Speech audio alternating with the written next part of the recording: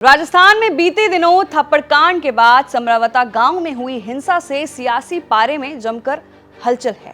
इस बीच राजनीतिक गलियारों में इस बात को लेकर चर्चा ये भी है कि इस कांड से कांग्रेस के बागी और निर्दलीय उम्मीदवार नरेश मीणा की सियासत को कितना फायदा मिलेगा। क्या इससे उनके राजनीतिक करियर में चमक आएगी। देवली उनियारा के उपचुनाव में मीणा समाज का नरेश मीणा को काफी समर्थन देखने को मिला है। ऐसे में अब आगामी चुनाव परिणामों से लेकर तरह तरह की अटकलें लगाई जा रही हैं। चुनाव परिणाम में किसका पलड़ा भारी रहने वाला है, इसको लेकर जानकर लोग सियासी जोड़ गुना और बाकी लगाने में जुटे तो हुए ही हैं। वहीं थप्पड़ कांड के बाद लोग नरेश मीणा की जीत को लेकर भी अपने अलग अलग दावे करते नजर आ रहे हैं। सियासी गलियारों में नरेश मीणा के थप्पड़ कांड की जमकर गूंज है।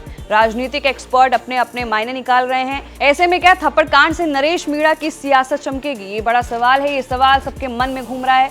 हालांकि नरेश मीणा ने मीडिया से भी इसी बात का खुलासा किया है कि वो भी किरोड़ी लाल मीणा, सचिन पायलट, हनुमान बेनीवाल जैसी नेताओं की तरह फेमस होना चाहते हैं। इस बयान को सियासी जानकर थप्पड़ कांड से जोड़कर भी देख रहे हैं।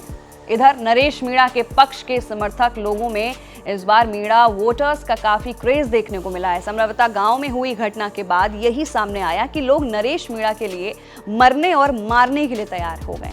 इधर राजनीतिक जानकार लोगों का यह भी कहना है कि उपचुनाव के दिन बुधवार दोपहर हुई इस प्रकरण से नरेश को वोटिंग में कुछ फायदा पहुंच सकता है, लेकिन ये नहीं कहा जा सकता है कि थप्पड़ कांड से उनकी जीत की राह खुलेगी कि नहीं। हालांकि नरेश मीणा ने इसका सियासी फायदा उठाने का प्रयास तो किया है, लेकिन जिला प्रशासन ने संयम बरतते हुए शांतिपूर्ण ढंग से उपचुनाव संपन्न करा है। ऐसे में कयास ये भी है कि नरेश मीणा को जो पॉलिटिकल फायदा मिलना चाहिए वो नहीं मिल पाया है। देवली उनियारा विधानसभा सीट मीणा और गुर्जर जाति की बाहुल्य सीट है। यहाँ 3 लाख से ऊपर मतदाता हैं। 13 नवंबर को इस सीट पर 65.51% मतदान हुआ है, जो पिछली बार की अपेक्षा में कम रहा है। पिछली बार 2023 के चुनाव में यहाँ 68% मतदान हुआ था। इधर जातिगत समीकरण की बात करें तो यहाँ सबसे बड़ा वोट बैंक मीणा समाज का है, जहां करीब 52,000 से ऊपर मीणा वोटर्स हैं, जबकि गुर्जर समाज के 44,000 के आसपास वोटर्स हैं। ऐसे में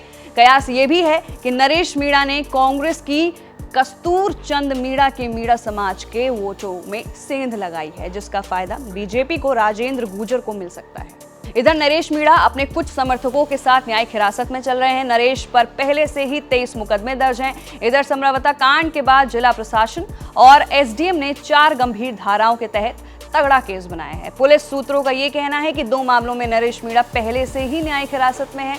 ये अवधि समाप्त होने के बाद शेष 2 मामलों में फिर से नरेश को कोर्ट में पेश किया जाएगा। पुलिस के एक अधिकारी का ये कहना है कि नरेश मीणा लंबे समय तक हिरासत में रहे, इसके लिए गंभीर धाराओं में तगड़ा केस बनाकर मजबूत फील्डिंग जमाई है। इसके अलावा राज्य के अन्य स्थानों पर दर्ज मामलों में भी गिरफ्तारी के लिए पुलिस ने नरेश की पूरी कुंडली तैयार कर ली है। तो फिलहाल के लिए सवाल यह है कि क्या नरेश मीणा जेल से विधायक बन सकता है। आपको क्या लगता है, नीचे दिए गए कमेंट सेक्शन में अपने जरूर दें। मैं थी आपके साथ वंशिका सिंह और आप देख रहे हैं एबीपी लाइव।